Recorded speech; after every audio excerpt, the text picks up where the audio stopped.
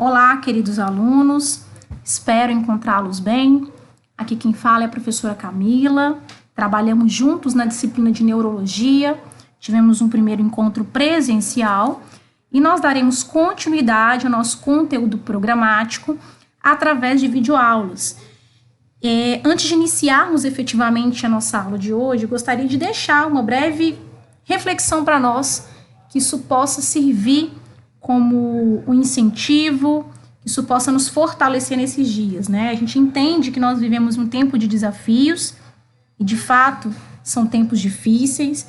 Entretanto, eu creio que tempos trabalhosos também são oportunidades de crescimento, de reflexão sobre quem temos sido e o que queremos construir. Então, a minha palavra de incentivo para vocês, para todos nós, é que certamente nós não sairemos dessa experiência da mesma forma que entramos, né? Eu creio que nós sairemos mais fortes, valorizando os momentos de comunhão com as pessoas que amamos e mais gratos pela vida. Então, o meu desejo é que vocês sejam fortalecidos nesses dias e que esse tempo possa ser abreviado, né? Esse é o meu desejo aí para vocês, para todos nós. E então, queridos, entrando efetivamente na nossa aula, nosso tema de hoje é sistema sensorial. E aí, para vocês entenderem um pouco da dinâmica das nossas videoaulas, elas serão demarcadas com no máximo 20 minutos de duração. Pessoal, a definição desse tempo é justamente para tornar a aula didaticamente viável, né, funcional, e que não fique cansativo também para vocês. Então, se o conteúdo for muito extenso, nós faremos uma subdivisão desse conteúdo em várias microaulas, ou vários microvídeos, né? E com isso, nós faremos a conclusão da nossa disciplina. E o meu objetivo é que nós consigamos manter a qualidade, né, da disciplina. E eu estou aqui à disposição para vocês, naquilo do que precisarem durante esse período, tá? Em que estivermos distantes, né, em isolamento. Vamos lá. Então, iniciando a nossa temática de sistema sensorial, queridos, o que vem à mente, nossa mente, ou na maioria das vezes o que as pessoas entendem como sistema sensorial, é justamente a relação desse sistema com os órgãos do sentido. Então, quando a gente fala de sistema sensorial, logo as pessoas associam aos nossos órgãos do sentido. E trazendo uma definição mais biológica, né, do sistema sensorial, o que seria o sistema sensorial, né? Para que ele serve? Na verdade, queridos, o sistema sensorial é a nossa via aferente do sistema nervoso periférico. Como assim, professora? O que é uma via aferente, né? Em primeiro lugar, a gente tem que pensar o que é via aferente e, em segundo lugar, o que é sistema nervoso periférico. Nós trabalhamos, por exemplo, na nossa primeira aula presencial sobre o sistema nervoso periférico, que ele é formado por nervos e por gânglios. E aí, dentro desse contexto, o sistema sensorial é a via aferente do sistema nervoso periférico, ou seja, é aquilo que recebe as informações que serão transmitidas através dos nervos e gânglios, que fazem parte do sistema nervoso periférico. Via aferente, quando a gente fala de aferente, refere-se a algo que recebe. Então, aquilo que recebe as informações, que por sua vez serão transmitidas ao sistema nervoso central, é o sistema sensorial. E o sistema nervoso periférico, ele fica nesse meio caminho, né? Ele transmite aquilo que é captado pelos órgãos sensoriais até o sistema nervoso central. E essa transmissão é feita pelo sistema nervoso periférico, pelos nervos e pelos gânglios. Então, queridos, pensando efetivamente nas funções do nosso sistema sensorial, elas podem ser resumidas basicamente em 3. Primeiro, o nosso sistema sensorial, ele é importante para sentirmos o ambiente externo, ou seja, o que acontece fora do nosso corpo, que está fora do nosso sistema nervoso central. Segundo, serve para sentir o ambiente interno. Então, toda a homeostase, que é o equilíbrio interno, né? Ele pode ser percebido ou pode ser mantido através dessa percepção aí do sistema sensorial. E terceiro, é perceber a movimentação e o posicionamento do corpo. Então, o sistema sensorial também ajuda-nos a termos equilíbrio e a mantermos o nosso corpo, a posicionarmos o nosso corpo de maneira correta em relação à gravidade. Ou seja, vamos pegar um exemplo prático aqui dessa questão do sistema sensorial. Quando acontece um incêndio, por exemplo, né? Como que a gente percebe um incêndio? A gente vai perceber, ou você vai observar, né, o próprio fogo através da visão, ou você vai sentir o calor, ou você vai sentir o cheiro, né, da fumaça, ou você vai até mesmo ouvir as labaredas. Ou seja, todas essas percepções, né, do que está acontecendo, elas só foram possíveis através do acesso que você teve dos seus órgãos do sentido. Então, os seus órgãos do sentido foram a sua via aferente. Eles perceberam o que estava acontecendo ali fora, seja pelo tato, pelo olfato, pela visão. E isso foi captado pelo sistema sensorial para ser transmitido ao sistema nervoso central através dos nervos ou dos gânglios. Então, o sistema sensorial ele é imprescindível, né, para que o nosso corpo se mantenha em equilíbrio e para que você se defenda, por exemplo, em situações de perigo, ok? Bom, a percepção dos estímulos que acontecem fora do nosso corpo, né, pelos órgãos do sentido, é feita através de receptores. Então, nós temos receptores de diversos tipos que vão fazer justamente essa percepção, que vão sentir o que está acontecendo fora do nosso corpo. Quem são os principais receptores do nosso sistema sensorial? Nós podemos dividir os nossos receptores através da natureza do estímulo que a gente recebe. Exemplo, os estímulos que são luminosos, eles são captados pelos nossos fotorreceptores, ok? E os fotorreceptores fazem parte principalmente do nosso sentido da visão. Nós temos, por exemplo, estímulos mecânicos, que são percebidos através dos mecanorreceptores. O toque, uma pressão que alguém faz, né, por exemplo, na sua pele, através do tato, isso é sentido através de receptores chamados mecanorreceptores, que fazem parte do sentido do tato. Temos também os quimiorreceptores, que são receptores químicos que fazem a percepção de substâncias químicas do ambiente. Pode ser, por exemplo, quando você sente o cheiro de algo, né, através das partículas que estão dissolvidas no ar, ou quando a sua língua, né, faz a percepção do sabor, né, através das substâncias químicas que estão dissolvidas nos alimentos.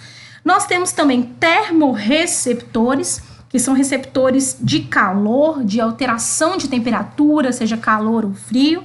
E nós temos também os fonorreceptores, que são receptores de ondas sonoras, que é o que acontece quando nós fazemos a percepção do som, quando nós conseguimos perceber o som através do nosso sentido da audição.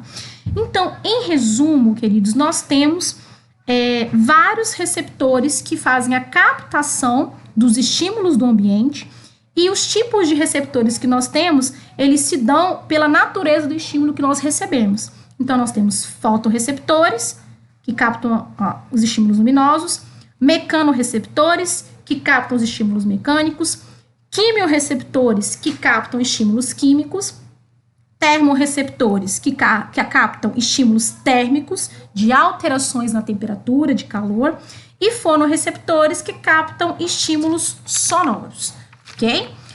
Bom, uma vez compreendida essa definição do sistema nervoso sensorial, muito bem, como que eu poderia subdividir o meu sistema nervoso sensorial? Claro que ele é composto pelos nossos órgãos do sentido, mas o funcionamento dele, efetivamente, se dá através de 3 estruturas que compõem o sistema nervoso sensorial. Primeiro, os receptores, que são aqueles exemplos que eu acabei de falar para vocês, que são aqueles que captam os estímulos do meio, né, e vão converter esses estímulos em impulsos nervosos. A segunda estrutura do sistema nervoso sensorial são as vias condutoras, que são nada mais, nada menos do que os nossos nervos, que transmitem esses estímulos até o sistema nervoso central. E, por fim, nós temos os centros nervosos do córtex cerebral, que é onde vai acontecer a interpretação dos estímulos que foram captados. Então, explicando melhor, o nosso sistema nervoso sensorial é composto por receptores, que são aqueles que captam os estímulos. Depois de captados, esses estímulos serão conduzidos através das vias condutoras. E, por último, esses estímulos vão chegar até os centros nervosos do córtex cerebral, que é onde eles serão interpretados, ou seja, aquele impulso que foi captado pelos receptores e que foi conduzido pelas vias condutoras, ele vai se transformar numa sensação, seja de som, né, seja de sabor, enfim. Nós temos 3 estruturas que compõem o sistema nervoso sensorial: receptores, vias condutoras e centros nervosos do córtex cerebral. Fazendo uma observação importante, as vias condutoras, elas são formadas por fibras nervosas. E as fibras, por sua vez, elas são compostas basicamente do axônio dos neurônios. Não sei se vocês se recordam, os axônios são as caudas dos neurônios que têm a principal função de transmitir os impulsos nervosos. Por isso que as vias condutoras, elas transmitem os estímulos, né, que se transformam em impulsos até o sistema nervoso central. Já os centros nervosos do córtex cerebral, que é onde acontece a interpretação do estímulo, centros nervosos são gânglios. O que são gânglios? Gânglios nada mais são do que aglomerados de corpos celulares que estão localizados dentro do sistema nervoso. Ou seja, enquanto as vias condutoras são formadas basicamente do axônio de neurônios, os centros nervosos do córtex são formados de corpos celulares de neurônios, ou seja, da porção central da célula neuronal, que é onde acontece efetivamente a interpretação do estímulo. Então, para a gente finalizar essa parte de definição, o sistema nervoso sensorial é dividido em receptores, vias condutoras e centros nervosos do córtex cerebral. Bom, uma vez compreendidos, né, esses conceitos e essa definição, nós entraremos efetivamente, pessoal, nos nossos órgãos do sentido, né? E nós vamos iniciar, né, pelo sentido da visão. Vamos lá. Pessoal, quem são os receptores, né, do sentido da visão? São os fotorreceptores, né? O que são fotorreceptores? São receptores de luz. E os nossos receptores da visão, os nossos fotorreceptores, nada mais são do que os nossos olhos. Então, os olhos, ou o que nós chamamos de globos oculares, são os nossos receptores da visão, tá? Então, o objetivo, né, desse sentido da visão é perceber a luz e transformar esse estímulo luminoso em impulsos elétricos que serão enviados ao cérebro, que é o sistema nervoso central, e que fará a interpretação daquilo que se vê, da imagem que se forma. E aí, para a gente entender melhor o funcionamento da formação da imagem, é importante nós entendermos quais são as estruturas que compõem os nossos receptores da visão, que são os nossos olhos. Bom, pessoal, vamos começar, né, falando sobre as 3 túnicas ou as 3 membranas, nós chamaríamos também de envoltórios, que protegem o globo ocular. O globo ocular ele é formado basicamente por 3 túnicas: esclerótica, coroide e retina.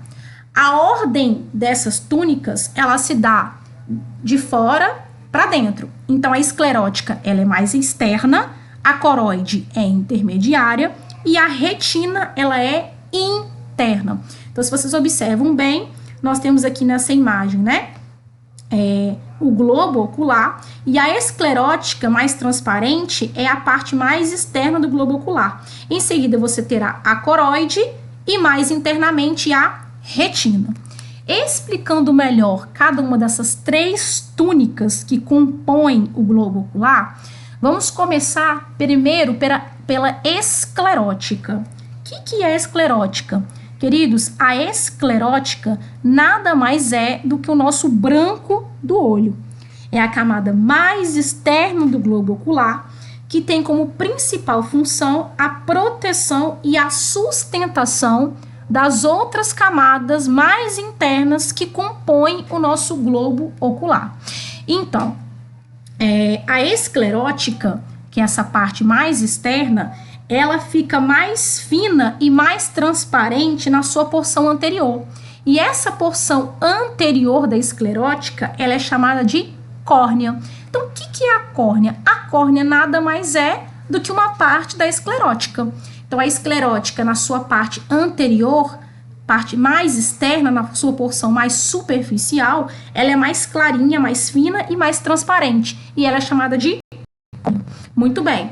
Então, após a esclerótica, que é a primeira túnica, nós temos a segunda túnica da visão, que é a coroide. A coroide é a porção intermediária do nosso globo ocular. Essa porção, essa segunda túnica, ela é muito importante porque ela faz a nutrição e a oxigenação do globo ocular como um todo, tá? A coroide, ela é uma porção rica em vasos sanguíneos, ela é muito vascularizada. E isso faz com que os vasos sanguíneos carreguem oxigenação e nutrição para as células que compõem todas as outras partes do globo ocular. Assim como a esclerótica tinha sua porção mais externa chamada de córnea, a porção anterior da coroide ela é pigmentada. Ela é formada por melanócitos, que são células especiais que produzem pigmentos. E essa parte mais anterior da coroide é chamada de íris. O que é a íris, pessoal? A íris nada mais é do que a cor dos olhos, é a parte colorida do olho, né? Então, repetindo, a coroide, ela tem uma porção anterior que é pigmentada, ou seja, ela é formada por pigmentos. Esses pigmentos é o que dão cor, né? É o que dá a coloração dos olhos. Então, a parte colorida do olho é chamada de íris e a íris é a porção anterior da coroide. Então, assim como a esclerótica tem uma porção anterior chamada de córnea, a coroide também tem uma porção anterior chamada de íris, que nada mais é do que a parte colorida do olho. E a íris, todo mundo já observou isso, ela possui um orifício, né, para entrada de luz, que é a chamada pupila. E a pupila, pessoal, ela é muito importante porque ela está relacionada também com outra parte do nosso conteúdo que foi abordado na nossa primeira aula, que eu vou falar um pouquinho agora para vocês, que foi na nossa aula presencial. Então, vamos lá. Já falamos que a coroide, ela possui na sua porção anterior a íris, que é a parte colorida do olho. E a íris tem um orifício, que é um buraquinho, chamado de pupila, que é por onde a luz entra nos olhos, ok? Uma curiosidade interessante é que a íris, que é essa porção anterior da coroide, ela possui terminações nervosas do nosso sistema simpático e parasimpático. Não sei se vocês lembram disso. Tanto é que a íris, ela o seu funcionamento, ele é também direcionado por essas terminações nervosas. Exemplo, numa situação de emoção, de medo, geralmente você tem uma dilatação da pupila, né, para você conseguir enxergar melhor aquela situação e conseguir sair daquela condição de perigo. Essa dilatação da pupila, ela só é possível porque a pupila está associada à íris e a íris tem terminações nervosas do sistema simpático que vão causar essa dilatação no momento de medo ou de emoção. Por outro lado, você pode estar numa situação de sono, ou você está meio numa situação de anestesia, que seu sistema está mais em tranquilidade. Nessa condição, geralmente, a nossa pupila está contraída. E isso também é comandado pelas terminações nervosas parasimpáticas que também estão presentes na íris. Então, a íris, ela tem terminações nervosas simpáticas e parasimpáticas que vão comandar ou a dilatação ou a contração da pupila, dependendo da condição em que o sujeito se encontre. Uma questão bem interessante que a gente observa é quando você, por exemplo, está num ambiente bem iluminado e de repente você vai para um ambiente mais escuro. A tendência é que você tenha ali, quando você sai do ambiente claro para um ambiente escuro, a pupila ela vai o quê? Dilatar. Dilatar para que ocorra melhor entrada de luz nos olhos e você consiga enxergar melhor, já que você tem uma redução, né, dos feixes luminosos naquele lugar. Ao contrário, se você está num lugar pouco iluminado, de repente você sai para um lugar muito iluminado, né, a reação da pupila vai ser de contrair, pois o excesso de luz também pode evitar e pode impedir a formação da imagem na retina. Ok, pessoal? Então, vamos voltar aqui e recapitular o que já foi dito. A esclerótica é a primeira túnica do globo ocular e é a túnica mais externa. Essa túnica mais externa tem uma parte anterior que é mais fina e mais transparente, que é chamada de córnea. A segunda túnica é chamada de coroide, e a coroide tem também uma porção anterior pigmentada chamada de íris, que é a parte colorida dos nossos olhos. A íris, por sua vez, possui um orifício por onde ocorre a entrada dos feixes luminosos, chamada de pupila. Por fim, nós temos a camada, a túnica mais interna dos nossos olhos, que é a retina. Bom, pessoal, a retina é a túnica mais interna do globo ocular. E a sua importância está principalmente porque nessa região é que ocorre a formação e a captação da imagem dos objetos. E é interessante que a retina, ela possui dois tipos de células que são fotorreceptoras. Nós temos células chamadas de bastonetes e células chamadas de cones. Qual é a diferença dos bastonetes para os cones em relação à fotorrecepção, né? Vamos entender melhor agora. Os bastonetes, que é um tipo de fotorreceptor presente na retina, são fotorreceptores que têm muita sensibilidade à luz. Entretanto, eles não distinguem as cores. Então, a percepção, por exemplo, de formas, das formas dos objetos e do claro e do escuro, do preto e do branco, se dá principalmente pelos bastonetes. Então, resumindo, o bastonete ele faz a percepção da forma dos objetos e das cores preto e branca. Ele não faz a distinção das cores, das outras colorações, que não sejam preto e branco. Já os cones são fotorreceptores menos sensíveis do que os bastonetes, só que eles permitem a percepção das cores. Uma curiosidade é que a nossa espécie humana, ela possui 3 tipos de cones que são sensíveis aos comprimentos de onda equivalentes às luzes vermelha, verde e azul. Então, nós temos basicamente 3 tipos de fotorreceptores de cones que captam os comprimentos de onda da luz vermelha, da luz verde e da luz azul. Então, quando a gente faz a percepção das cores, né, dos objetos, vermelho, amarelo, laranja, as outras colorações que não sejam preto e branco, você está nesse momento tendo a ação dos cones enquanto fotorreceptores, ok?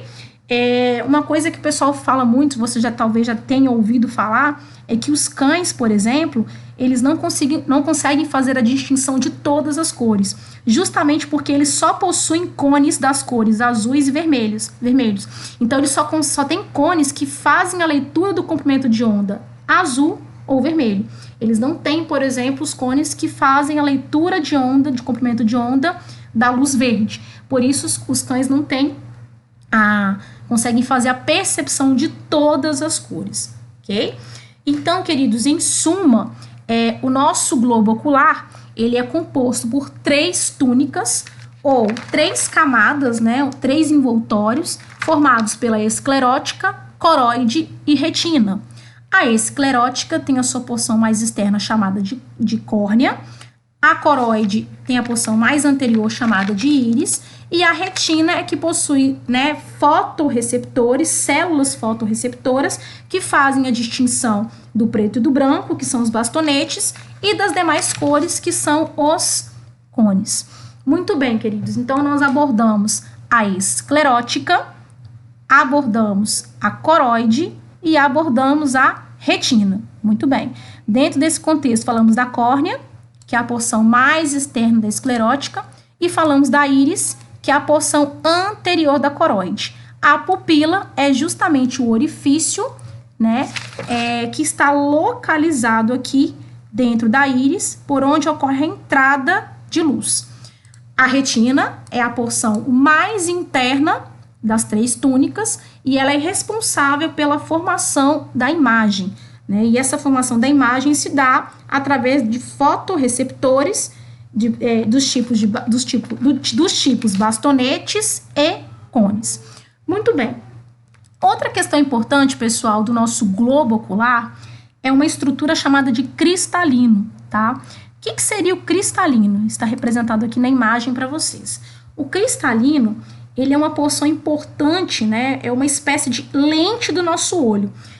Quando a gente fala assim da nitidez de uma imagem, quando você tira uma foto e fala que ela não está nítida ou não está focada, quem faz o foco e a nitidez das imagens que se formam na retina é justamente essa estrutura chamada de cristalino. Tá? O cristalino é uma espécie de lente que vai focar a imagem, vai trazer nitidez à imagem que é formada na retina. Então, o que ele faz? O cristalino é formado por músculos, e esses músculos vão fazer com que os raios luminosos eles possam se convergir para o mesmo ponto através da pupila. E é essa conversão dos raios luminosos para o mesmo ponto é que fará com que a imagem seja nítida e ela tenha foco. Então, a função do cristalino é justamente convergir os raios luminosos que penetram através da pupila para o mesmo ponto. E esse ponto onde vai se convergir os raios é justamente o ponto da retina. Uma questão interessante é que o cristalino ele está localizado atrás da íris, né, que por sua vez faz parte da coroide. Então, queridos, em suma, como que acontece a formação da imagem? Né? A imagem, então, ela é formada através de uma cadeia de processos. E aí, resumindo essa cadeia de processos, como acontece a formação da imagem? Primeiro, você precisa de luz, né? A luz, ela vai penetrar nos olhos e vai atravessar a córnea, que é a porção mais externa, lembram, pessoal, da nossa camada chamada de esclerótica. Então, a luz penetra nos olhos, atravessa a córnea e atinge o cristalino. O cristalino, que é a nossa lente que faz o foco, ele vai fazer a conversão dos raios luminosos, vai convergir esses raios para o mesmo ponto que é a retina. Lá na retina, essa imagem será formada, e aí a retina, ela tem células nervosas que vão ser sensibilizadas quando a imagem chega naquele ponto, quando os raios luminosos chegam naquele ponto. Uma vez que as células da retina são sensibilizadas, isso vai gerar impulsos nervosos, essas células geram impulsos nervosos que serão levados até o córtex cerebral pelo nervo óptico. Então, lá na retina você tem células nervosas que vão captar a luz e transformá-la em impulsos nervosos, e esses impulsos, por sua vez, serão direcionados ao córtex cerebral através do nervo óptico, que também está associado à região da retina. E aí, quando os impulsos chegam até o córtex, vai acontecer o processamento e a interpretação daquele estímulo. E aí vai permitir que aquele sujeito consiga enxergar efetivamente aquela imagem. Uma questão interessante, pessoal, é que a nossa imagem, quando ela é formada na retina, antes dela ir para o córtex cerebral, né, antes dela ser transmitida por impulsos nervosos ao córtex, através do nervo óptico, ela é formada de cabeça para baixo. E aí, ela só é convertida pro lado correto quando ela chega, né, até o córtex cerebral. Porque aí o córtex vai fazer a conversão da imagem, né, pro lado certo, e aí você vai enxergar da maneira correta. Obviamente que esse processo de conversão ocorre em milésimos de segundos, né? Mas é uma curiosidade, porque a imagem ela se forma primeiro na retina, antes de se formar no nosso córtex. E lá, lógico que a gente só vai ter essa noção da imagem formada depois do córtex. Mas inicialmente ela é formada de cabeça para baixo e o córtex cerebral faz a conversão dessa imagem. Então, quando a gente estuda, por exemplo, aí a visão, a gente entende que o processo, por exemplo, de cegueira, ele pode envolver tanto uma deficiência na retina, que não vai permitir que a imagem seja formada naquela região, e se a imagem não é formada naquela região, não tem sensibilização das células nervosas, não tem impulso nervoso para levar até o córtex, então não tem imagem, ou pode se dar também por um processo de inflamação do nervo óptico, porque ainda que a imagem seja formada na retina e ainda que tenha sido gerado impulsos através da sensibilização das células nervosas, se o nervo óptico não consegue transmitir isso para o córtex, a imagem não será formada efetivamente. Então, a cegueira ela pode se dar tanto, a nível de problemas na retina, quanto também em deficiências ou inflamações no nervo óptico. Uma curiosidade interessante para a gente finalizar essa primeira videoaula são as causas na verdade, são as diferenças, né, que existem a nível de educação entre baixa visão e cegueira. Dentro da nossa legislação, por exemplo, né, os sujeitos, né, de baixa visão e cegos, eles estão dentro do público-alvo da educação especial, né? E aí é interessante que o público-alvo da educação especial, que inclui os deficientes visuais, ele não agrega aqueles casos de deficiências, de problemas de visão que são facilmente corrigidos com o uso de lentes. Então, por exemplo, hipermetropia, miopia, astigmatismo não são considerados deficientes visuais, não estão enquadrados dentro do público-alvo da inclusão. Estão dentro desse público os sujeitos ditos cegos e os sujeitos com baixa visão. E aí, obviamente, as metodologias para esse público, elas serão diferenciadas, né? O sujeito com cegueira, por exemplo, ele faz uso aí principalmente do método Braille para leitura e escrita. Já o sujeito com baixa visão, ele pode fazer uso, por exemplo, do método de ampliação de letras ou até mesmo do uso de objetos ou ferramentas auxiliares, como a lupa, por exemplo. Então, apesar de ambos serem deficiências visuais, a baixa visão e a cegueira, as metodologias, né, adequadas à escolarização ou à educação desses sujeitos, os métodos são diversificados, ok? Bom, pessoal, como a nossa aula já atingiu o nosso tempo previsto, nós encerraremos nessa primeira videoaula, né, com estudos sobre o primeiro órgão do sentido, que é a visão, e no próximo vídeo nós estaremos trabalhando com os outros órgãos do sentido. Muito obrigada pela atenção de vocês, fiquem com Deus e até a próxima.